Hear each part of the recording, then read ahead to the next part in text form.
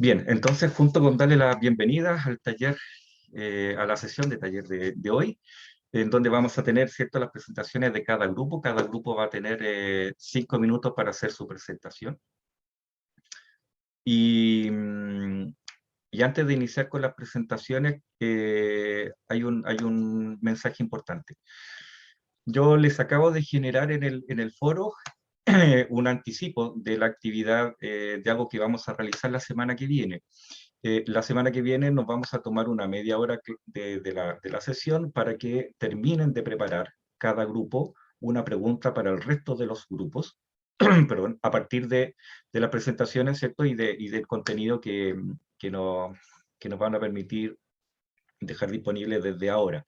Entonces, la próxima clase vamos a reservarnos unos 30 minutos para que cada grupo, cada grupo prepare una pregunta a cada uno de los otros grupos con la principal inquietud que les genere las presentaciones que vamos a tener hoy. Lógicamente pueden desde ya empezar a pensar en esa pregunta, digamos, pero como les menciono, vamos a dejar media hora de la próxima sesión para que tengan tiempo de cerrar esas 5 preguntas que le van a tener que hacer a cada uno. Perdón, es una pregunta para cada grupo restante que, que vamos a compartir. Y esa pregunta les va a permitir a cada uno de los grupos, ¿cierto?, también reforzar el contenido de lo que está presentando en esta secuencia ¿cierto?, de lo que queda del trabajo grupal. Y nos va a permitir también hacer esa interacción en los distintos temas. Entonces, primer gran aviso, entonces vamos a dejar como una de las actividades para la siguiente clase que cada grupo le haga una pregunta a los otros grupos de cuál es su principal inquietud al respecto de las presentaciones que vamos a tener hoy.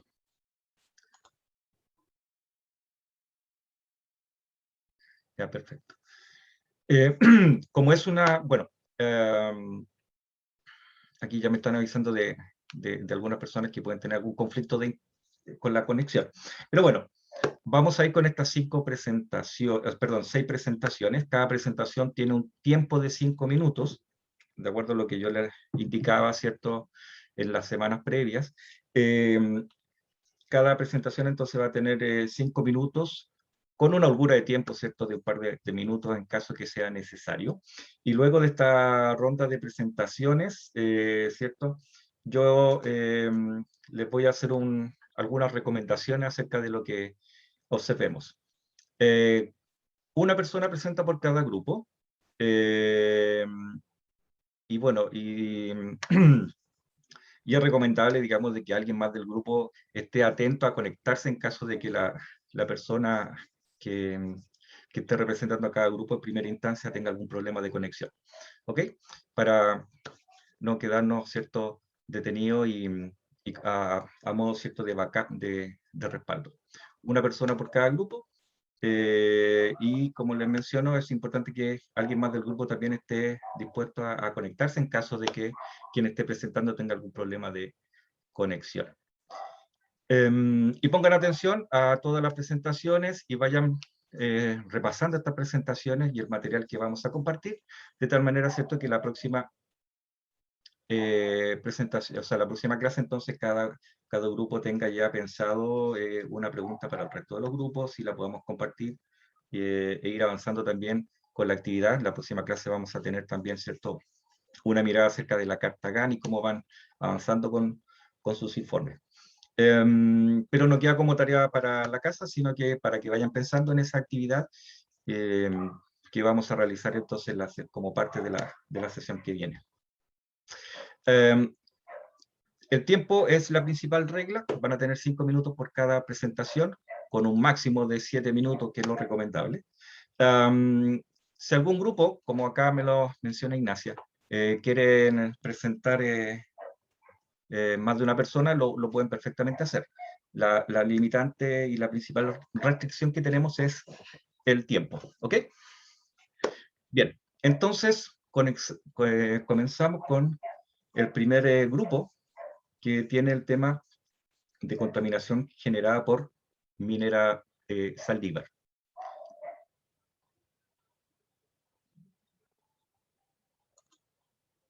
Puede comenzar ya el primer grupo.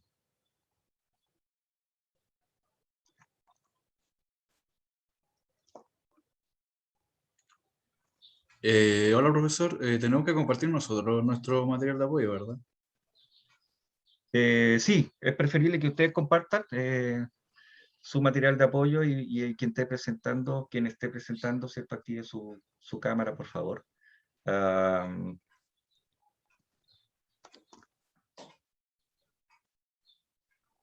Entonces yo voy a dejar de compartir para que puedan ya ustedes también ir en la medida del orden, ¿cierto? Que les toque ir compartiendo para toda la audiencia.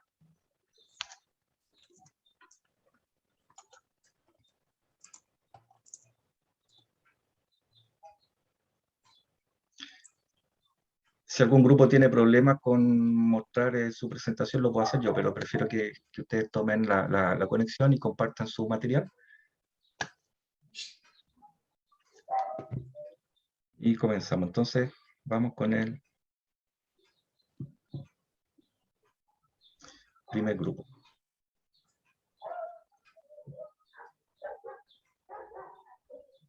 Ya profe, yo voy a compartir de mi grupo. Perfecto.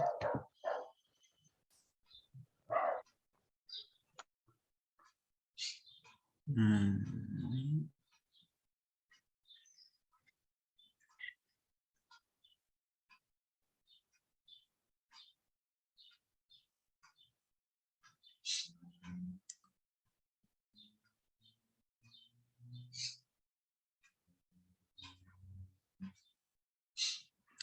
¿Ahí se ve en pantalla completa, profe?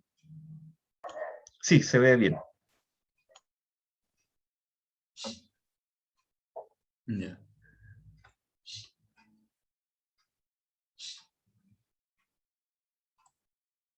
Ya. Vamos a empezar de nuevo.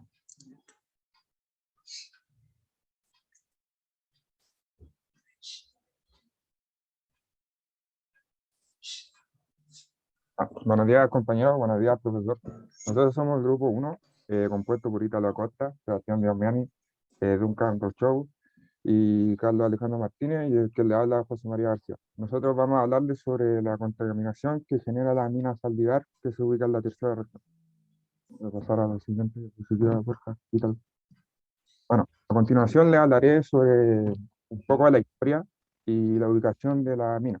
Esta mina se encuentra en la plena precordillera de la región de Antofagasta y se ubica a 175 kilómetros en dirección en sudeste a la capital de la misma región.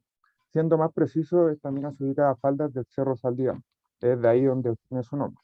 Este yacimiento fue descubierto en sí en 1969 y tras 14 años de estudio del terreno, las empresas internacionales Outokumpu, finlandesa, y la canadiense Placer Dome deciden conjuntamente crear un complejo minero con el objetivo de producir cátodos de cobre de alta pureza, con el fin de exportarlo después hacia el exterior, produciéndose en 1995 la primera exportación de productos realizados de esta mina hacia el extranjero, precisamente a la ciudad de Kobe, ciudad japonesa. En 2015, ya la mina Antofagasta Mineral, la empresa decide comprar el 50% de la propiedad a la empresa canadiense Barrick Gold, lo cual desde ese momento la mina empezaría a operar bajo el nombre de Compañía Minera Saldívar S.p.A. Y así la mina Saldívar se sumaría ya a las ya minas Antucoya, Michilla y Centinela como minas que se encuentran en la tercera región de nuestro país, que operan bajo la supervisión de la empresa Antofagasta Mineral. Eh, el día de hoy, el producto de la mina sigue siendo el mismo que en sus inicios, que corresponde a los cátodos de cobre de alta pureza, el cual el día de hoy son obtenidos a través de un proceso hidrometalúrgico que, resumiéndolo, lo podríamos dividir en tres etapas. La primera corresponde a la lisolización del mineral del cobre. La segunda corresponde a una etapa de purificación, la cual es denominada extracción por solvente, y para finalmente pasar a la última etapa, la cual es denominada electroextrusión, que es un proceso en el cual involucra una transferencia de iones dentro de las soluciones mineras con el fin de que el producto, los cátodos de cobre, tengan un gran porcentaje de cobre concentrado puro en sí. Siguiente diapositiva. Bueno, la parte más importante que nos concentramos más debido a su contaminación es la parte de la lixiviación del cobre, pues esta es la que produce la mayor cantidad de lixiviación de Antofagasta Minerals. Pues este es un proceso muy útil, altamente eficiente, pero que también contamina del mismo modo que sirve para obtener metales preciosos, ya sea como el cobre o otros metales con los que trabaja Antofagasta Minerals, como el oro. La lixiviación del cobre no se debe confundir con la lixiviación por medio de sulfuro, por ejemplo, pues estas causan otro tipo de contaminación. La lixiviación que se trabaja en esta mina para obtener el cobre es la lixiviación por pila y botadero, que básicamente se toma una pila del mineral, o sea, de la roca con el mineral, y por medio de goteo se va soltando una solución lixiviante en la parte más arriba de la pila, y desde ahí la solución líquida disolverá el cobre y formará una solución rica de esta. De esta solución rica se extraerá todo el cobre posible y la solución pobre se volverá a reajustar químicamente y volver a la parte de arriba de la pila para volver a reiniciar el ciclo.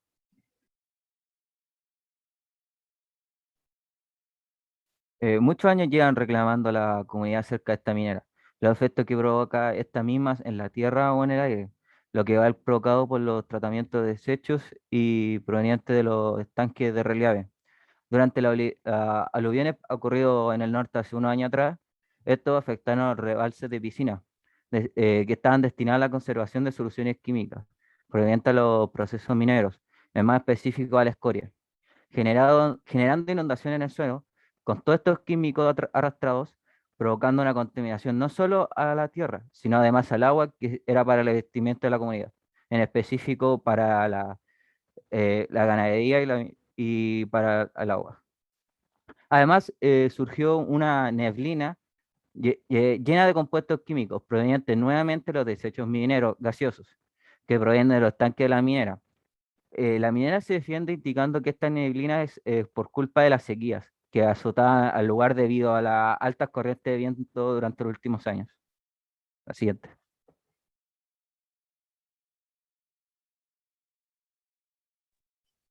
Bueno, en síntesis, el sistema productivo asociado al conflicto proviene directamente de la lixiviación de pilas, pues este proceso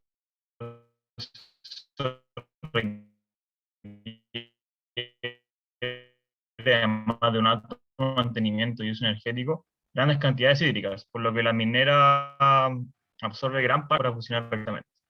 De mismo modo, la minera produce una cantidad remarcable de contaminación tal, como por ejemplo el uso de ácido sulfúrico. Junto con otras mineras que se encuentran en Antofagasta, como la minera Antucoya, por ejemplo, no han hecho mucho por disminuir el impacto negativo que le causa el medio ambiente y han creado un tipo de neblina, como mencionó mi compañero anteriormente, compuesta de desechos tóxicos que afecta a la población. La planeta que la instalación de minera y estas mismas con culpa de las sequías que ellos están causando, que generan la neblina debido a las corrientes del viento unidas por la sequía. Bueno, muchas gracias por su atención y esa fue nuestra. Bien, muchas gracias, número uno. Efectivamente, gran tema que nos comparten. Al resto de la audiencia, entonces, vayan tomando nota, repasen justamente la presentación y el contenido para ir pensando ya en la pregunta del siguiente grupo. Sin duda que efectivamente el tema minero, bueno, la minería es la principal industria en Chile, por lo tanto, efectivamente siempre van a estar todos los ojos puestos sobre la actividad, los procesos y cómo podemos desarrollar una industria que es extremadamente importante para el desarrollo del país, pero hacerlo de una manera sostenible y sustentable. Por eso, eh, incluir justamente una mirada a este tipo de situaciones es tremendamente importante, ¿cierto? Y lo vamos a seguir trabajando justamente en con esta temática en las siguientes dos presentaciones que va a tener este grupo. Muchas gracias, grupo número uno, a Don Ítalo, a José María, Carlos. Y vamos entonces ahora con el pase al grupo número 2, que nos va a mostrar su avance en Central Hidroeléctrica Cuervo.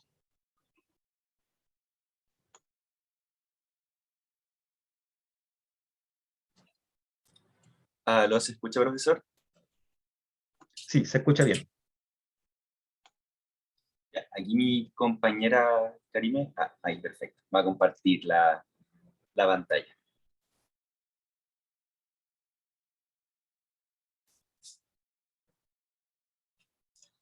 Bueno, buenos días profesor, buenos días compañeros. Hoy día junto a mi grupo que conforma Antonia Cayumán, Benjamín Cerón, Ignacio Galleguillos, Karime Jiménez y yo, quien presenta Gaspar Navarrete, les vamos a hablar sobre la central hidroeléctrica Cuervo, su conflicto y a todo esto es de la empresa Energía Austral S.p.A. Bueno, una breve descripción del conflicto es la siguiente. El proyecto Central Cuervo consiste en una central de embalse emplazada a unos 45 kilómetros al noroeste de Puerto Aysén, que aprovechará el potencial del río Cuervo para generar unos 640 megawatts tras una inversión de 733 millones de dólares. El embalse se formará mediante la construcción de 2 presas de hormigón, una en cada brazo del río Cuervo, como vemos aquí en la imagen del mapa, que en el punto negrito que está apuntando mi compañera, es donde va a estar emplazado el proyecto.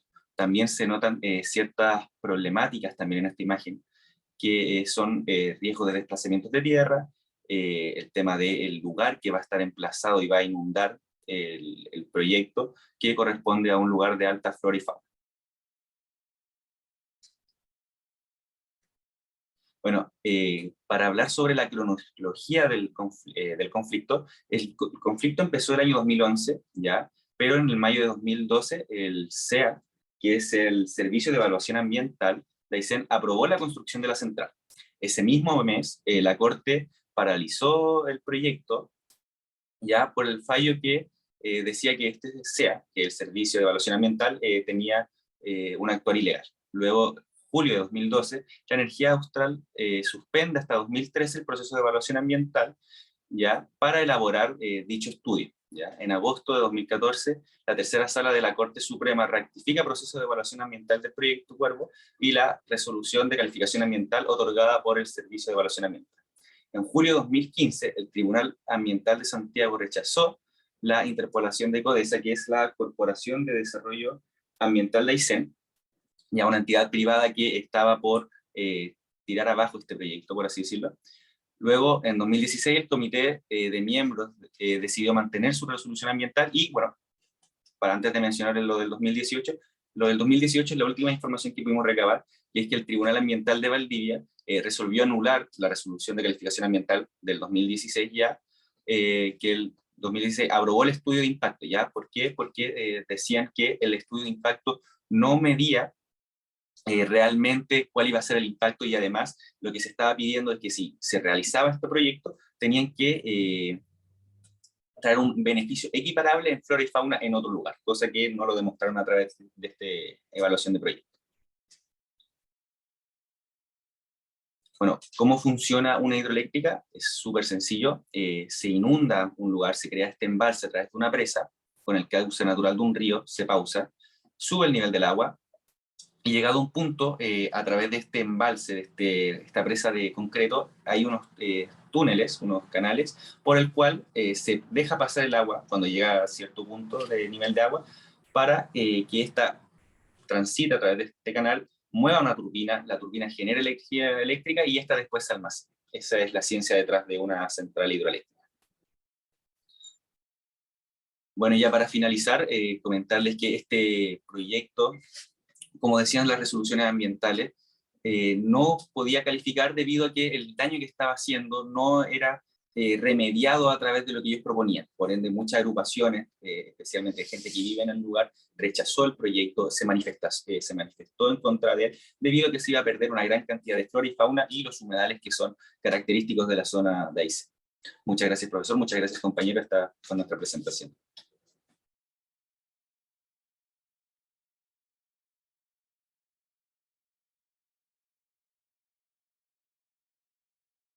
Profe, no se escucha, está muteado. Perdón, ahora sí. Muchas gracias, Grupo 2, a Gaspar, Karime, por presentarnos este tema, y al grupo entero, ¿cierto? Al igual que con el Grupo 1, es donde nos compartió su trabajo. Gracias a ustedes también por compartirlo. Las centrales hidroeléctricas siempre han sido también un tema relevante, ¿cierto? Dentro del impacto que generan, ¿cierto? En el entorno. Aquí vimos una secuencia también de un problema en la, ¿cierto? En la resolución de la calificación ambiental, debido, ¿cierto? A cierta falla en el proceso de presentación del proyecto, de estudio de impacto de suelo, ¿cierto? Y de estudio de impacto ambiental. Y eso generó ahí un problema con ese proyecto. Pero sin duda nosotros tenemos una materia energética que tiene un requerimiento de central hidroeléctrica, por lo tanto va a seguir siendo, ¿cierto? Un tema relevante el cómo se abordan este tipo de proyectos y del impacto que obviamente tienen en el entorno. Así que gracias justamente por su presentación, muy buen timing también. Y bien, vamos a continuar con el grupo 3, salmoneras en Chile.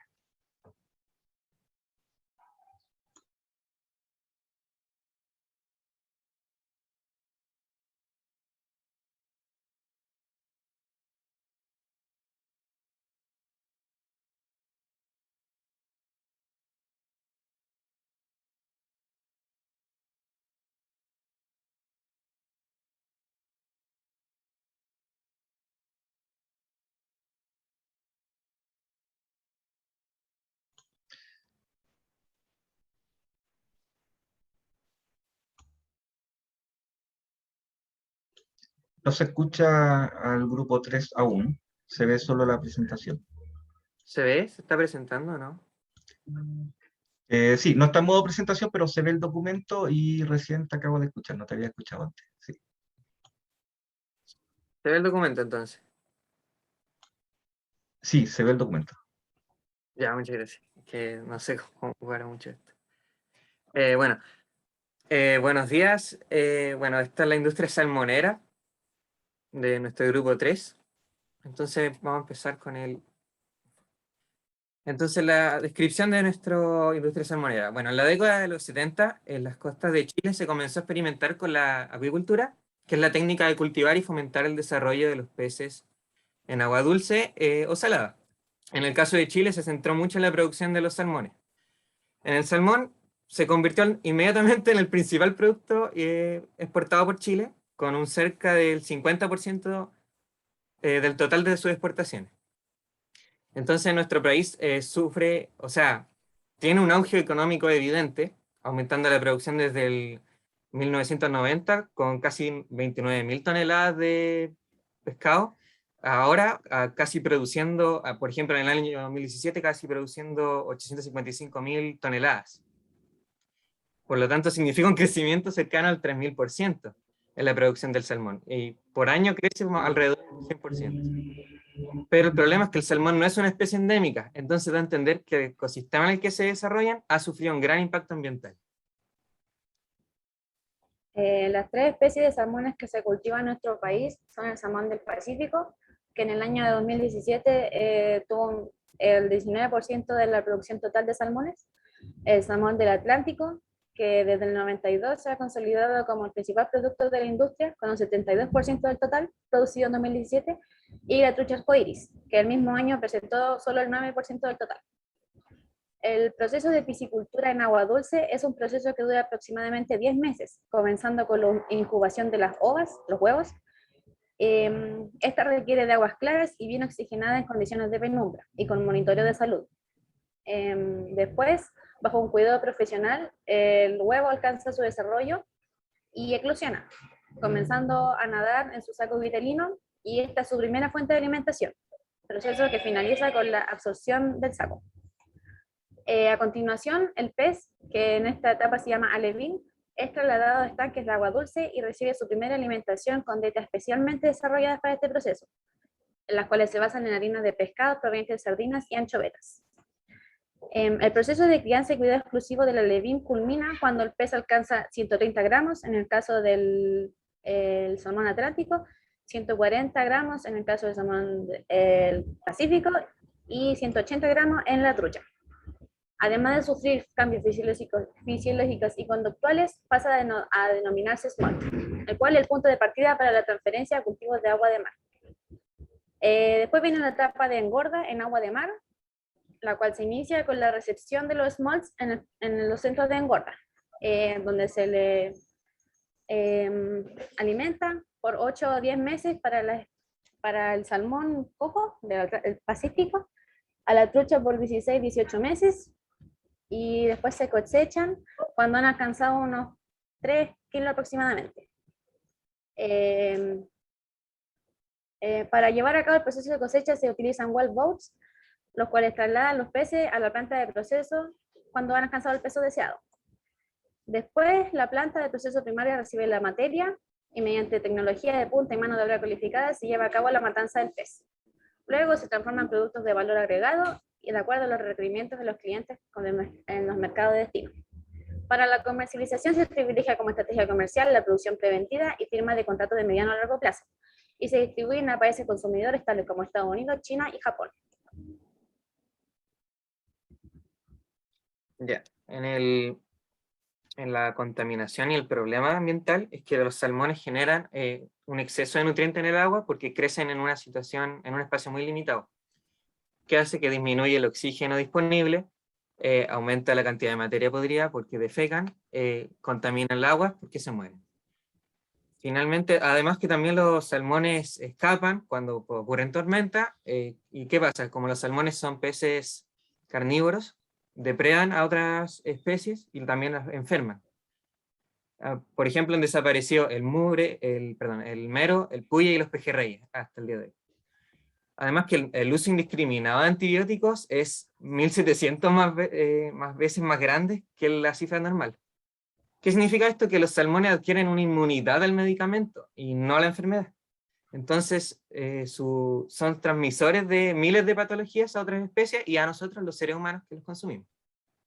Además, la alimentación de estos peces conlleva otro proceso altamente invasivo, porque como son carnívoros, se alimentan de sardinas y anchovetas, las cuales son extraídas del medio ambiente en cantidades colosales. Además, la cantidad de muertes que se producen en los centros de cultivo es un dato que las salmoneras ocultan. Pero se sabe que, por ejemplo, en el 2016, en solamente 2 semanas, murieron cerca de 40.000 toneladas de peces que no son recogidos, que quedan en el mar. Las mayores situaciones de riesgo que han sufrido Chile son, por ejemplo, en el año 2007, el virus Zika, en el 2016 por la marea roja, y en el 2018 cuando se fugaron casi de 700.000 salmones de la empresa de Marine Harvest en Puerto Montt. Y ahora la más reciente crisis que se ha producido fue en abril de 2021, donde crecieron unas algas nocivas alrededor de toda la costa de Chile, lo que produjo una mortalidad de 5.600 toneladas de salmones. Muchas gracias por su atención. Perfecto, muchas gracias Allen, muchas gracias Martín, y gracias a todo su grupo también por prepararnos a partir de este informe, esta presentación. La industria salmonera en Chile, como ustedes lo mencionan, es una industria también tremendamente importante. Y cuando empiezo a hablar de industria tremendamente importante, quisiera aprovechar de hacer un resumen. En Chile la principal industria que tenemos es la minería. La segunda principal industria en Chile es la industria salmonera. Por lo tanto, obviamente, son temas fundamentales en la actividad económica del país. La segunda actividad económica son las salmoneras. La tercera debiera ser hoy día la celulosa. Y eso ha sido así a lo largo de las últimas décadas, ¿no? Tal como ustedes lo mencionan en su desarrollo. Entonces está el desarrollo minero, que es donde ya tenemos, ¿cierto?,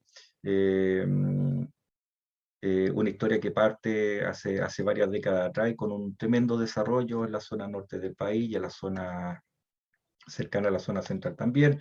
Las hidroeléctricas, que con todo el desarrollo industrial se ha complicado la matriz energética de Chile, es necesario contar con centrales hidroeléctricas, pero también está asociado a la disponibilidad, a la cantidad de megawatts que hay que conectar al sistema, ¿cierto? Y reduciendo la generación a partir de hidrocarburos y maximizando, ¿cierto?, la generación en energía más, con procesos más limpios, con todo el desafío futuro de la energía renovables no convencionales, pero las hidroeléctricas juegan un rol fundamental en la matriz energética de Chile. Salmonera, lo acabo de mencionar, es la segunda industria más importante del país. Por lo tanto, lo que ahí ocurre y los volúmenes que se manejan en términos de producción y los conflictos que se pueden generar también son tremendamente relevantes. Así que gracias por por tomar este tema y compartirlo con nosotros. Vamos a detenernos por unos 5 minutos para, ¿cierto?, tomar este típico break que hacemos a mitad de clase. Y a la vuelta de este break, en 5 minutos más, 5 o 6 minutos más, vamos a retomar con el grupo número 4, que nos va a mostrar su trabajo en el tema escasez hídrica en el sector de Petorca. Bien, entonces vamos a irnos a una pausa de unos 5 minutos y retornamos con el grupo número 4.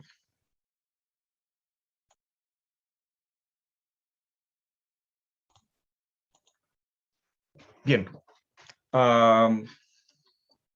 vamos entonces a retomar la conexión para darle espacio al grupo número 4 que nos presente el tema de la escasez hídrica en Petorca, para que el grupo se prepare su conexión y nos comparta justamente su material, tratando como siempre de acotarnos a los 5 minutos que tenemos planificado para cada presentación, para que, ¿cierto?, puedan hacer un buen resumen como ya lo han hecho los 3 grupos anteriores.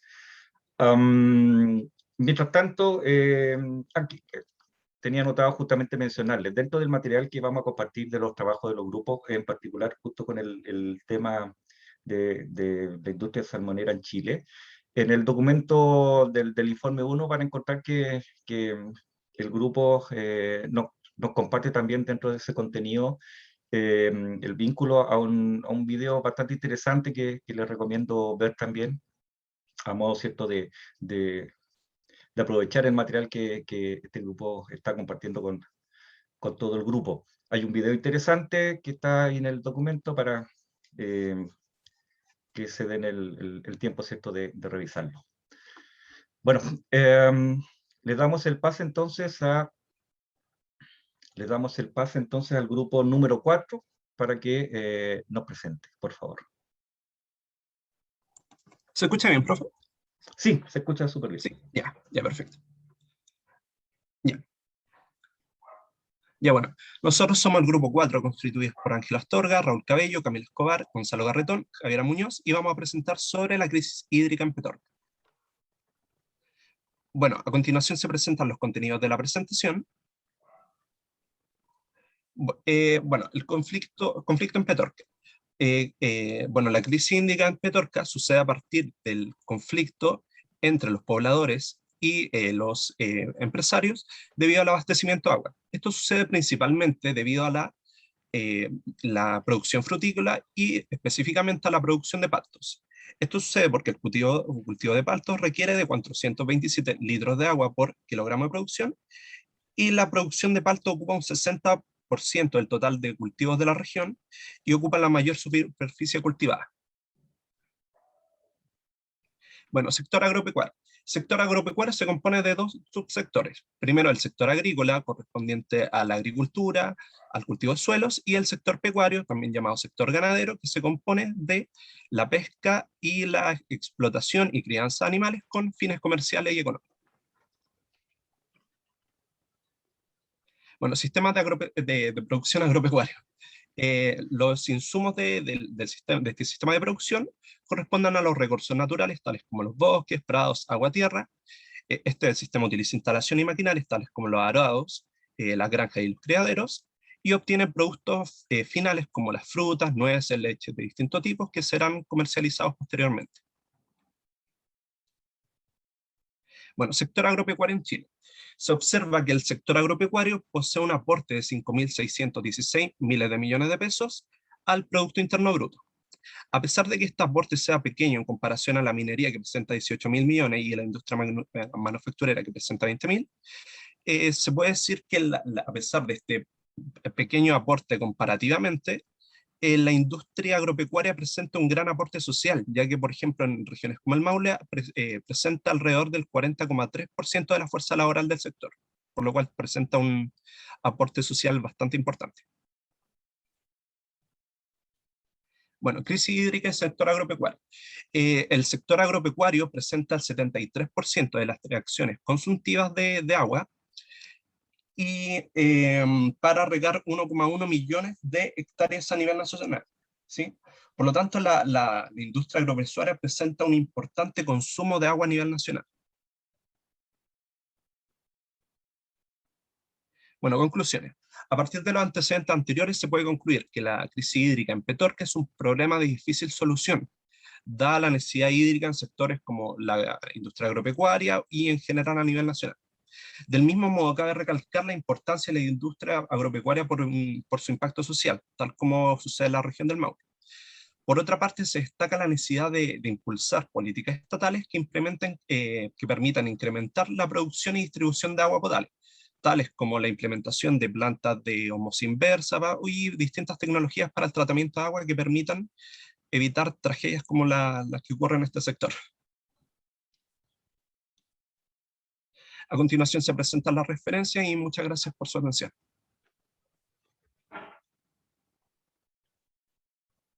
Bien, muchas gracias a todo el grupo. Gracias Raúl y Ángelo por apoyar ahí la presentación. Y claro, totalmente de acuerdo con lo que nos presentan.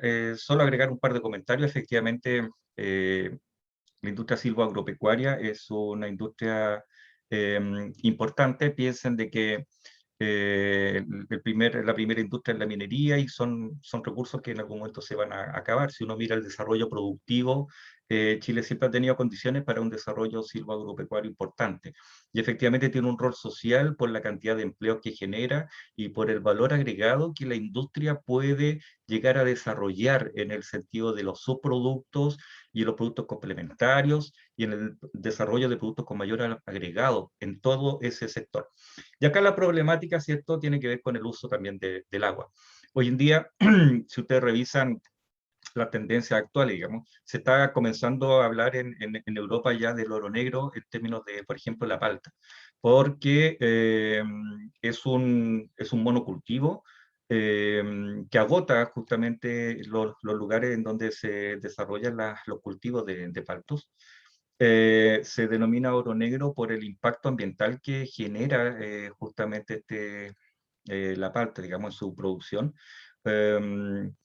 Un fruto llega a consumir para poder ser elaborado en toda su vida del orden de 300 litros cada fruto. Entonces es un producto de alto consumo de agua. Y el que sea monocultivo también agota, ¿cierto?, los terrenos, la superficie y todo el entorno, generando también un impacto. Entonces ya están existiendo tendencias internacionales en países desarrollados de tratar de evitar el consumo o disminuir el consumo de productos como la palta, por ejemplo. Entonces, efectivamente, hay también razones de términos de mercado que están poniendo justamente un ojo en cómo se desarrollan estos cultivos, digamos, y producciones. Muchas gracias al grupo 4. Y pasamos entonces a el grupo 5, que nos va a presentar el tema vertedero La Hormiga.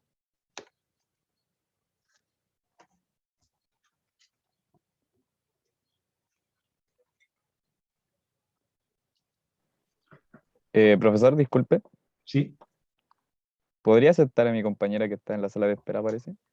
Perfecto, perdón, aquí de inmediato.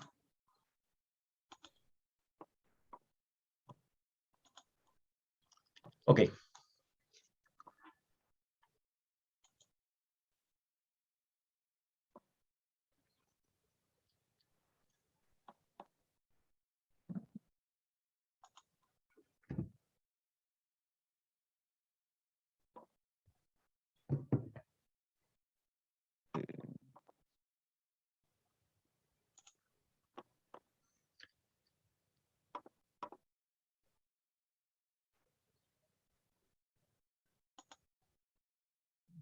Disculpe, profesor, que estamos esperando que se conecte mi compañera. Sí, ok, sí está en proceso.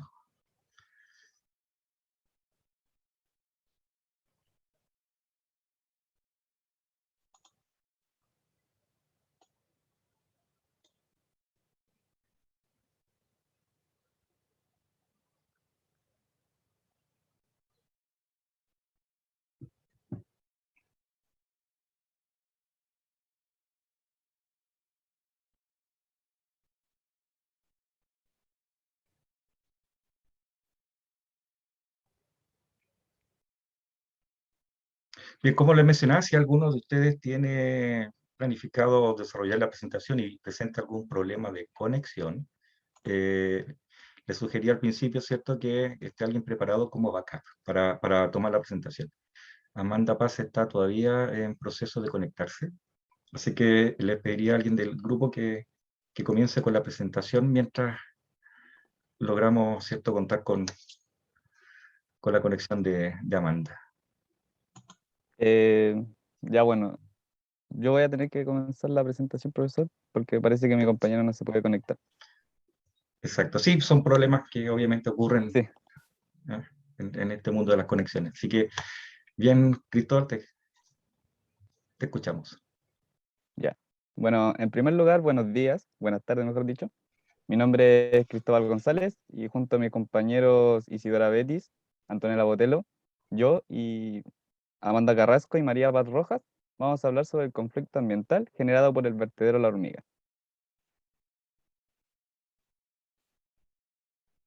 Los objetivos son, en primer lugar, describir uno de los 127 conflictos ambientales que existen en Chile, informar sobre el incumplimiento sanitario de un vertedero en específico de los 3.700 existentes actualmente en Chile, e identificar el tipo de sistema de proceso asociado al conflicto medioambiental.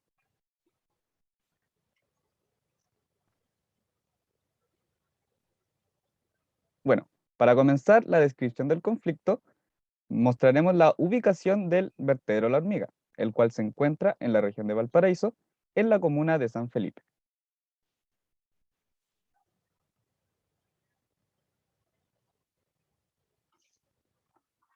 El objetivo de este vertedero es dar solución a la gestión de residuos sólidos generados principalmente en el Valle Aconcagua en un horizonte de 20 años. En cuanto al problema ocasionado, el vertedero La Hormiga, perteneciente a la empresa GEA, se encuentra desde el año 2015 bajo inspección ambiental por la Seremi de Salud, debido a incumplimientos a la resolución de calificación ambiental, en específico a las lluvias que afectaron la zona, lo que generó un colapso en los sistemas de canalización y control de las aguas lluvia del relleno sanitario, las cuales habrían impactado los terrenos colindantes y los que se ubican aguas abajo en el lugar de emplazamiento de la instalación. Con respecto a las imágenes, que se muestran en la primera, se pueden ver la evidencia de dispersión de residuos sólidos en vertederos en el terreno, y en la segunda imagen se puede ver el canal de aguas lluvias obstruido.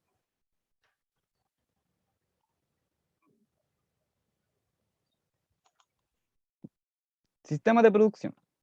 Bueno, en primer lugar, describiremos la empresa a la cual se encarga del vertedero y del relleno sanitario, siendo esta la empresa de servicios GEA Limitada. La misión de dicha empresa sanitaria es la gestión local de residuos, suministrando servicios de recolección, retiro, transporte y disposición final de residuos sólidos urbanos, domésticos, agroindustriales e industriales no peligrosos. Ahora, podemos notar que el proceso de producción presente en el centro de tratamiento de residuos La Hormiga sería el continuo. ¿Qué quiere decir esto? Significa que este se caracteriza por elaborar productos en procesos sin interrupción, uniendo materia prima al contenido final. Por lo tanto, según lo mencionado, describiremos el proceso de producción del proceso de tratamiento de residuos de la hormiga, siendo este, en primer lugar, que los residuos son almacenados en las depresiones y canteras del terreno. Luego estos van formando capas previamente impermeabilizadas, y luego se necesita cubrir estos residuos, así que se le agrega tierra o arena para poder cerrar los espacios de almacenamiento. Finalmente, se forman dos productos de la decomposición residual, que son los lixiviados y los biogás, los cuales son tratados en las instalaciones de tratamiento para líquidos percolados y control de biogás respectivamente.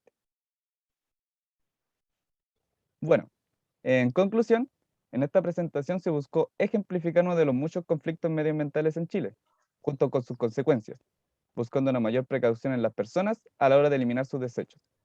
Y además, se debe concientizar a los chilenos sobre su propio entorno, mediante la disposición de información transparente y más cercana a la propia población. Muchas gracias.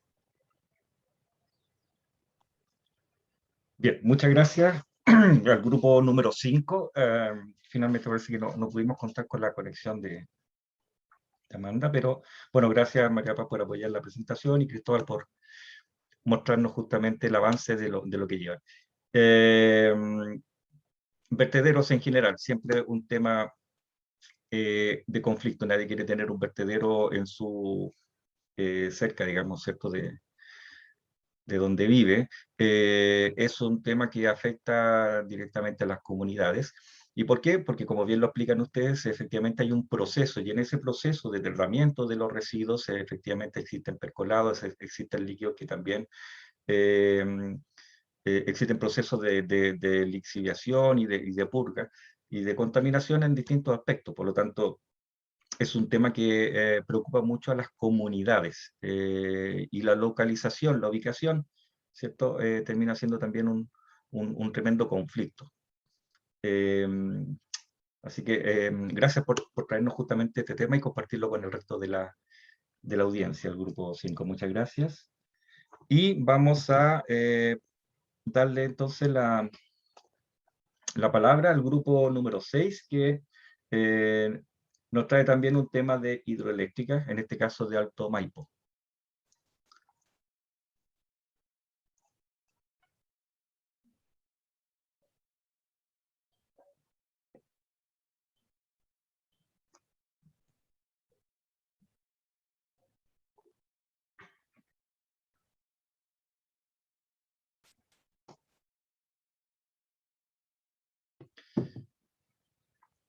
Bien, grupo número 6.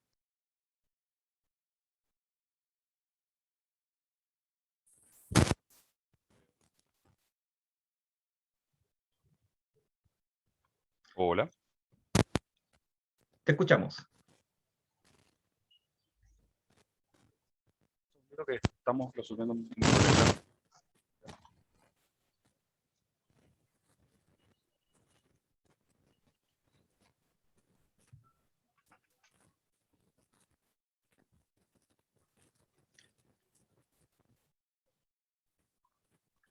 Si tienen problemas, ¿puedo conectarme yo?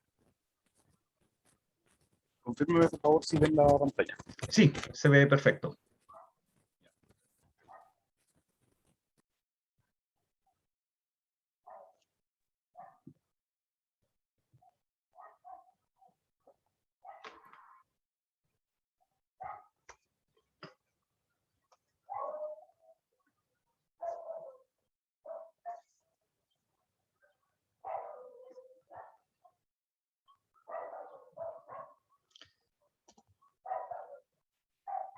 Muy buenas tardes, compañeros. Mi nombre es Noa. Con mis compañeros de grupo, Ignacia Flores, Martín López, Ricardo Parín y Valentina Illanes, vamos a presentarles el problema de la hidroeléctrica Alto Maipo.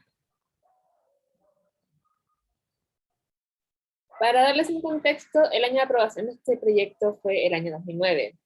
Las empresas que están asociadas y que son las que ponen, ¿cómo decirlo?, el dinero en el proyecto es AES Gener y por un corto tiempo Antofagasta Mineras. La localización de este proyecto está en San José de Maipo. Una hidroeléctrica es, en palabras cortas, utilizar el agua para poder producir electricidad. Los beneficios de esto es que es una fuente de energía renovable, siendo que estamos en un contexto de calentamiento global. Las fuentes de energía renovable son muy útiles y además es un proyecto de gran importancia en el mercado, siendo que es la primera hidroeléctrica en nuestro país que tiene alta cantidad de producir energía, más de 500.000 watts. Sin embargo, tiene varios prejuicios, por ejemplo, la contaminación del Valle Maipo con arsénico y otros metales pesados, la destrucción de los glaciares que se encuentran en el mismo lugar, la aceleración de la desertificación y perjudica la distribución de agua potable a los habitantes de Santiago, casi un 80% más. Las pretensiones del proyecto son entubar y secar cauces de principales fuentes que alimentan al río Maipo, con 70 kilómetros de túneles. Quitarán 2 millones de metros cúbicos de agua para producir 531 megawatts, aunque ya dijeron que serán solo 190. Entre los factores ignorados a la hora de diseñar el proyecto, no se consideró la sequía, el cambio climático, el aumento de la temperatura a 2 grados para el año 2040, ni la reducción de las lluvias a la mitad para ese mismo año. Las consecuencias de esto son daños irreversibles por contaminación con arsénicos y otros metales a recursos hídricos como glaciares, nieves eternas, napas subterráneas, esteros y vertientes. También la aceleración de la desertificación de la cuenca, desapareciendo parte de la flora y fauna, afectando el riego y la ganadería. Por último, pone en riesgo el suministro de agua potable diario en Santiago, debido a la turbiedad provocada por la devolución de las aguas desviadas.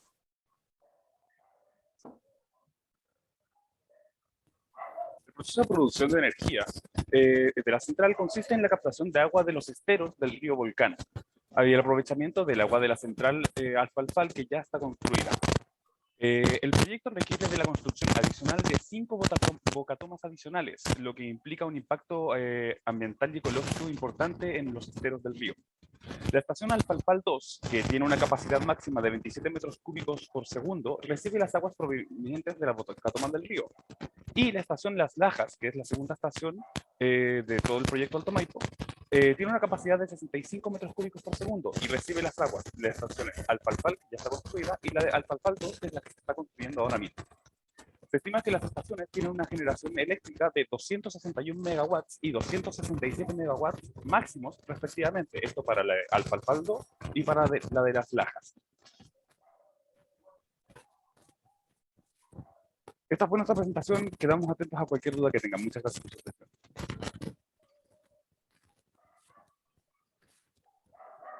Bien, muchas gracias al grupo número 6, a Ricardo, Noa, Ignacia, que nos presentaron, y a todo el grupo que está detrás, ¿cierto? Y que trabajó en este tema también. Segundo tema que habla de una hidroeléctrica en un contexto distinto, acá cerca, ¿cierto?, de inmerso en la región metropolitana, con impacto bastante complejo, ¿cierto?, en el concepto del agua potable, ¿cierto?, como un insumo, como un servicio básico para Santiago. Con un impacto importante, ¿cierto?, como lo mencionan ustedes, en el entorno, en la flora, en la fauna, obviamente, y en las consideraciones que hay que tener para este tipo de proyectos desde el punto de vista del cambio global, del cambio de la isoterma, y efectivamente la disponibilidad del recurso hídrico y en fin, de todo el impacto que tiene en el medio ambiente y en el, insisto, en el suministro también de agua potable, porque efectivamente las plantas de tratamiento que abastecen de agua a gran parte de Santiago tienen una cierta capacidad de admitir aguas con cierto grado de turbiedad. Cuando esos grados se sobrepasan, digamos, efectivamente las plantas entran en serios problemas y problemas de abastecimiento. Y ha ocurrido, ¿cierto?, que efectivamente eso ha generado un desabastecimiento crítico de agua en gran parte de Santiago. Y esto a raíz justamente de este proyecto de hidroeléctrica Alto Maipo, que como lo mencionaron, ¿cierto?, al principio, es un proyecto en conjunto entre AESGENER, ¿cierto?, y una participación temporal como parte interesada, como coinversionista de Antofagasta Minerals. Proyecto privado, pero que genera un impacto por estas consideraciones que hay que tener presente. Si bien es cierto, hay que generar el desarrollo, hay que invertir y proveer de los recursos necesarios para el desarrollo de las industrias, pero nuevamente, como en todos los otros temas que hemos visto ahora, hay un impacto en el entorno y un cuidado y una precaución y una evaluación que realizar de una manera técnica, sustentable y responsable de cada uno de los proyectos. Bien, entonces, claro, muchas gracias Grupo 6 por su presentación. Y ahora, para palabras al cierre, en los últimos 9 minutos que nos quedan de la presentación, nuevamente les indico como actividad. La próxima clase vamos a destinar alrededor de 30 minutos para que, ¿cierto?, repasemos los temas que vimos hoy día. Las presentaciones ya la han visto, va a quedar el registro, ¿cierto?, en aula, y vamos a destinar unos 30 minutos de la siguiente clase para que cada grupo le haga una pregunta a los 5 grupos restantes, ¿cierto? Del tema que más les llamó la atención, o alguna inquietud que les haya quedado, o a partir de mis comentarios que le he hecho a cada grupo, si quieren justamente desarrollar más esa consulta. Eso va a permitir tener un feedback, ¿cierto?, de cada uno de los grupos para que puedan, ¿cierto?, ir cerrando su trabajo grupal y presentar la respuesta, ¿cierto?, en la segunda presentación o la presentación final que tengan del trabajo de su grupo. Así que vamos a destinar esos 30 minutos como una actividad, pero se los anuncio desde ya para que tomen la atención en la documentación que va a quedar, ¿cierto?, disponible a partir de que terminemos la clase. Y para cerrar, y estos son temas generales, ¿cierto?, al respecto de las presentaciones. 2 grandes temas. Primero, si se fijan, todos los grupos anduvieron bien en el tiempo. Le propuse una restricción de 5 minutos y en general los grupos anduvieron dentro de esa ventana de tiempo. Es súper importante en una presentación ejecutiva mirar siempre el foco de lo que vamos a presentar. Yo les pedí para hoy que tuvieran el foco en 2 grandes temas. Primero, que nos hablen del conflicto en sí, qué significa, cuál es la descripción del conflicto que están abordando, que está detrás de cada tema que abordan, ¿cierto? Y la mirada desde el punto de vista técnico del sistema, ¿cierto?, de producción que está detrás de ese conflicto de la industria, de la minera, cuál es el concepto técnico que está generando ese conflicto con el medio ambiente. Por lo tanto, con ese foco, para 5 minutos, yo diría que estamos en línea con las presentaciones que tuvimos. Si quisiéramos tener justamente algunas recomendaciones que siempre les van a ser útiles, hay justamente esa mirada del foco que hay que tener. Si el foco hoy día son 2 temas, entonces el timing de los 5 minutos está para justamente esos 2 temas, y obviamente cualquier cosa adicional que puedan incluir dentro del tiempo propuesto se agradece. Pero la capacidad es la capacidad de resumen, sintetizar. Eso va a pasar en muchas de sus presentaciones que ustedes tengan que desarrollar en el mundo profesional. Capacidad de síntesis e ir al foco. En el mundo de las presentaciones existe una herramienta que se utiliza mucho en la presentación de negocios que se llama Elevator Pitch o Pitch Elevator. Se los dejo ahí como herramienta, si alguien quiere ¿cierto?, ahondar más en ese concepto de una presentación efectiva en corto tiempo y puntual. Es un esquema, es una herramienta de presentación, es una técnica que se utiliza mucho para presentar ideas de negocio, inversiones, pero como herramienta es sumamente válida para que la visualicen en términos de cómo hacer una presentación efectiva en un tiempo corto. ¿Okay? Así que les dejo justamente ese tips del concepto del elevator pitch o pitch elevator, digamos, que es cómo hacer una presentación en un corto tiempo. ¿Okay? No más allá de 2 a 3 minutos. Entonces ahí tienen justamente una técnica que les puede servir para todo tipo de presentaciones que quieran hacer y que tengan justamente un tiempo, una restricción de tiempo. Y bueno, recomendaciones generales, ¿cierto? Sabemos ya que, y por ahí como lo vimos en las presentaciones, una presentación para 5 minutos debiera andar en torno a las 3 a 5 láminas, ¿cierto? Es difícil acotar a 5 minutos una presentación que tenga más de 5 láminas. Hoy día lo resolvimos muy bien y eso apoya la estructura, pero claramente, ¿cierto? Una presentación de, por ejemplo, 20 láminas no se puede presentar en 5 minutos, entonces siempre hay un tiempo asociado a las presentaciones. Hoy día los tiempos anduvieron bien, por lo tanto, es un buen ejemplo del material, ¿cierto?, que nos presentaron, de cómo lo pudieron representar y explicar en el tiempo que dimos a cada grupo. Pero en general, para acotar el tiempo, siempre es bueno tener una idea predefinida de cuántas láminas uno puede preparar para una presentación. Entonces, los tiempos van de 1 a 2 minutos por lámina, dependiendo del contenido y de la complejidad de cada lámina. Por lo tanto, para una presentación de 5 minutos, uno habitualmente termina preparando desde 3 a 5 láminas, 6 láminas inclusive, si hay algunas láminas que uno las puede pasar rápido. Y la otra recomendación, ¿cierto? En términos de formato, que las presentaciones siempre en una lámina uno debe evitar saturar la lámina, ¿cierto? Ustedes podrán notar, digamos, de que, por ejemplo, en algunas de las láminas que yo les presento en las clases, trato de hacer la mejor distribución posible. Sabemos de que en el fondo es difícil leer en un corto tiempo en una presentación y en una pantalla, ¿cierto? Más allá de 7, 8 líneas. Por lo tanto, aprovechar el espacio de una lámina siempre es importante. No siempre es posible, porque de hecho también podrán haber visto de que en algunas láminas me vi obligado a saturar, ¿cierto? Con mayor información. Pero para una presentación ágil, ¿cierto? Es bueno aprovechar bien el espacio de cada lámina. Y, insisto, en una lámina, ¿cierto? Agregar ya más de 7, 8 líneas de ahí hacia arriba hace difícil de que uno pueda, ¿cierto? Captar la información que se está transmitiendo en esa lámina. Y eso como recomendaciones generales. Para ya cerrar entonces el tema de hoy, nuevamente les quiero agradecer a cada uno de los grupos por el tiempo, ¿cierto? Y el contenido que le compartieron a toda la audiencia. Ya conversamos, ¿cierto? Y les comenté de la relevancia, y ustedes también la entienden, digamos, que tiene cada tema.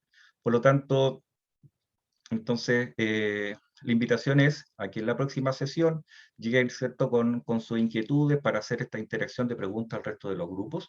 Y vamos a avanzar también en cómo tienen que armar el contenido de lo que queda para el resto del semestre en cuanto a sus trabajos grupales. Agradezco entonces su participación y les deseo que tengan un muy buen término de semana, y nos encontramos entonces la siguiente clase. Muchas gracias a todos. Chao, profe. Chao, profe. Cuídese. Gracias igualmente, cuídense mucho.